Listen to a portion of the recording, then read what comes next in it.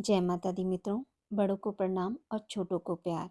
आज हम सोमवार की व्रत कथा का श्रवण करेंगे। मन को शांत और कथा को धैर्य से सुने।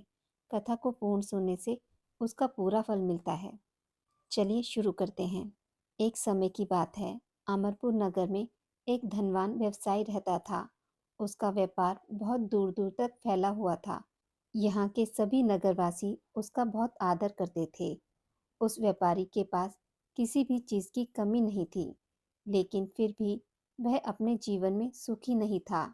दरअसल उस व्यापारी का एक भी बेटा नहीं था, जिस कारण हर समय उसे चिंता सताती थी कि उसके मरने के बाद उसकी संपत्ति की देखभाल कौन करेगा। वह व्यापारी बेटे की चाहत में हर सोमवार को बाबा भोलेनाथ की पूजा करता और शाम ढलते ही वह मंदिर में जाकर शंकर भगवान के सामने दीप जलाता था। एक दिन माँ पार्वती उसकी श्रद्धा भक्ति से खुश हो गई। उन्होंने बाबा भोलेनाथ से उस व्यापारी की इच्छा पूरी करने के लिए प्रार्थना की। इस पर भगवान शिव ने कहा, इस दुनिया में हर किसी को उसके कार्य के आधार पर फल मिलता है। भगवान शंकर के समझाने पर भी पार्वती जी नहीं मानी। वह लगातार भगवान भोलेनाथ से यही कहती रही कि वह आपका सबसे बड़ा भक्त है, उस व्यापारी की इच्छा पूरी कर दीजिए। अंत में शिवजी ने मां पार्वती के अनुरोध पर उस व्यापारी को बेटे का वरदान दे दिया। आशीर्वाद देने के बाद भगवान शंकर ने पार्वती माता से कहा, मैंने आपके अनुरोध पर उस व्यापारी को बेटे की प्राप्ति का आशीर्वाद तो दे दिया, लेकिन उसका बेटा केवल 16 साल की उम्र तक ही जीवित रहेगा। यही बात भगवान शिव ने उस व्यापारी के सपने में जाकर बताई। वरदान पाकर व्यापारी प्रसन्न था, लेकिन बेटे की उम्र 16 साल की होगी सोचकर फिर से दुखी हो गया। वह पहले की तरह फिर से हर सोमवार को भगवान शंकर की पूजा करने लगा। कुछ समय बीतने के बाद उसके घर में एक बच्चे ने जन्म लिया, जो बहुत सुंदर था। उसका नाम अमर रखा गया। बेटे के जन्म के साथ ही व्यापारी के घर में खुशियां छा गईं। बेटे के जन्म की खुशी में एक समारोह का भी आयोजन किया गया। इस जश्न के माहौल में व्यापारी अभी भी दुखी था।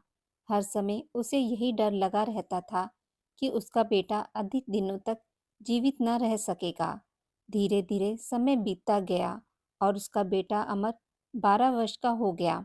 एक दिन उस व्यापारी ने अपने बेटे को अपनी पत्नी के भाई दीपचंद के साथ पढ़ाई के लिए बनारस भेज दिया। वाराणसी जाते समय रास्ते में जहाँ भी अमर और उसका मामा दीपचंद आराम करने के लिए रुकते, वहाँ वो यज्ञ और ब्राह्मणों के लिए भोजन की व्यवस्था करते जाते थे। कुछ दूर जाने के बाद अमर और दीपचंद एक नगरी पहुंचे। यहाँ नगर के महाराज की बेटी चंद्रिका की शादी थी, जिसके लिए पूरे नगर को दुल्हन की तरह सजाया गया था। ठीक उसी समय बारात भी आ गई। इस समय लड़के का पिता परेशान था, क्योंकि उसके बेटे की एक आंख खराब थी। उन्हें डर था कि अगर लड़की वालों को यह बात पता चल जाएगी तो वह शादी तोड़ देंगे। तभी लड़के के पिता की नज़र अमर और दीपचंद पर पड़ी। लड़के के पिता के मन में तुरंत यह ख्याल आया कि क्यों ना अमर को ही दूल्हा बनाकर शादी के मंडप में बैठा दिया जाए। एक बार जब उसका विवाह राजकुमारी से हो जाएगा तो फिर वह उसके बाद उसे कुछ पैसे देकर वहां से विदा कर देंगे। फिर राजकुमारी और अपने बेटे को अपने घर ले आएंगे।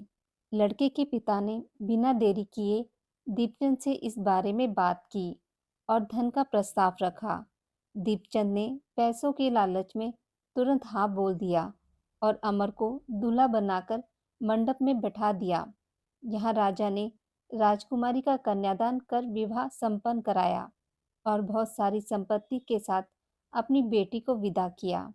शादी के बाद जब अमर वहां से लौट रहा था तो उसे लगा झूठ बोलना सही नहीं है और उसने राजकुमारी चंद्रिका के दुपट्टे पर सारी सच्चाई लिख दी।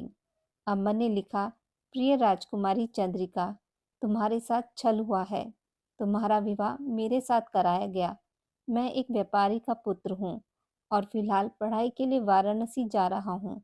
तुम्हारी शादी जिससे तय हुई थी उसकी एक आंख खराब है। राजकुमारी चंद्रिका ने यह सच्चाई जानने के बाद उस लड़के के साथ जाने से इनकार कर दिया और अपने पिता के साथ ही रहने लगी। उधर अमर वाराणसी के गुरुकुल में पहुंचकर पढ़ाई करने लगा। धीरे धीरे समय बीतता गया और अमर 16 साल का हो गया। इस दौरान उसने एक महायज्ञ का आयोजन किया। यज्ञ समाप्त होने के बाद अमर ने सभी ब्राह्मणों को खाना खिलाया और उन्हें कपड़े दिए। सारे काम खत्म करने के बाद अमर रात को अपने कमरे में सोने चला गया। भगवान शंकर के वरदान के मुताबिक उसी रात अमर के प्राण चले गए। अगली सुबह जब दीपचंद उसके कमरे में पहुंचा तो उसने देखा कि अमर जीवित नहीं है। वह जोर जोर से रोने लगा। उसके रोने की आवाज सुनकर आसपास के सभी लोग वहां इकट्ठे हो गए और अपना दुख जताने लगे। दीपचंद के रोने की आवाज भगवान शिव और माता पार्वती के कानों तक भी पहुंची। यह सुन माता पार्वती ने कहा, हे स्वामी, मैं दीपचंद के रोने की इस आवाज को बर्दाश्त नहीं कर पा रही हूँ। कृपा करके इसके दुख को दूर करें। पार्वती जी की बात सुनकर बाबा भोलेनाथ अमर के पास पहुंचे। यहाँ उन्होंने देखा, यह तो वही बालक है जिसे केवल 16 साल की उम्र तक जीवित रहने का आशीर्वाद मिला था। इसके बाद भगवान शिव सीधे माता पार्वती के पास पहुंचे और कहा, हे गौरी, मरने वाला बालक उसी व्यापारी का पुत्र है। इसने अपनी उम्र पूरी कर ली है। यह सुनकर माता पार्वती ने भगवान शिव से एक बार फिर से आग्रह किया। उन्होंने कहा, स्वामी, आप कृपा करके इस बालक को दोबारा जीवित कर दें। इसे मृत देख इसके माता पिता भी अपने प्राण त्याग देंगे।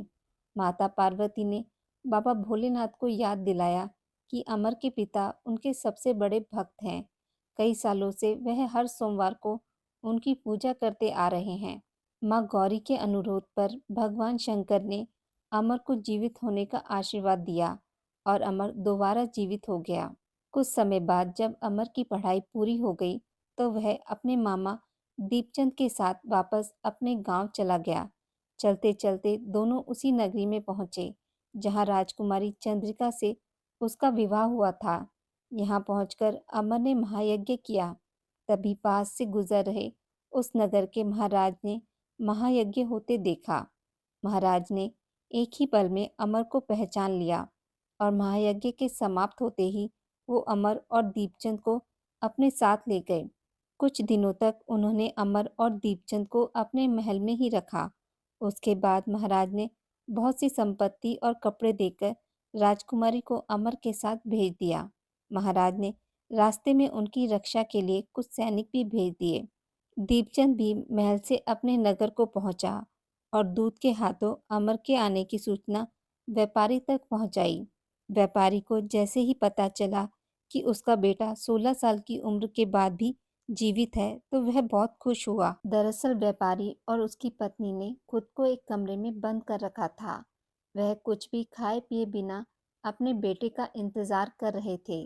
दोनों ने यह प्रण लिया था कि अगर उन्हें अपने बेटे की मौत की खबर मिली तो वह भी अपनी जान दे देंगे। दूत की बात सुनकर व्यापारी और उसकी पत्नी नगर के अन्य लोगों के साथ अपने बेटे के स्वागत के लिए नगर के गेट के पास पहुंचे। यहाँ उसे पता चला कि उसके बेटे की शादी एक राजकुमारी से हुई है। वह दोनों साथ में आए हैं तो उनकी खुशी दोगुनी हो गई। बेटे और बहू का स्वागत उसने काफी धूमधाम से किया। उसी रात एक बार फिर बाबा भोलेनाथ व्यापारी के सपने में आए और कहा, मैं तुम्हारी भक्ति से खुश हूँ। हर सोमवार को तुम मेरी पूजा करते हो, इसलिए मैंने तुम्हारे बेटे को लंबी उम्र का वरदान दिया है। भगवान शिव की यह बातें सुनने के बाद व्यापारी बहुत खुश हुआ। बेटे का जीवन वापस मिलने के बाद भी व्यापारी हर सोमवार को भगवान शिव जी की आराधना करता रहा। इससे भगवान शिव और माता पार्वती की कृपा व्यापारी के घर में बनी रही। हे भगवान शिव और माता पार्वती, जैसी कृपा आपने व्यापारी पर करी वैसी सब पर करना। कहानी कहने वाले, सुनने वाले और हुंकारा भरने वालों पर भी करना। बोलिए शंकर भगवान और माता पार्वती की जय। आज की इस वीडियो में बस इतना ही। मित्रों, अगर आपको यह कथा अच्छी लगी हो तो मेरे वीडियो को लाइक और शेयर ज़रूर करें और पूजा पाठ से जुड़ी जानकारी के लिए मेरे चैनल को सब्सक्राइब करना ना भूलें। धन्यवाद।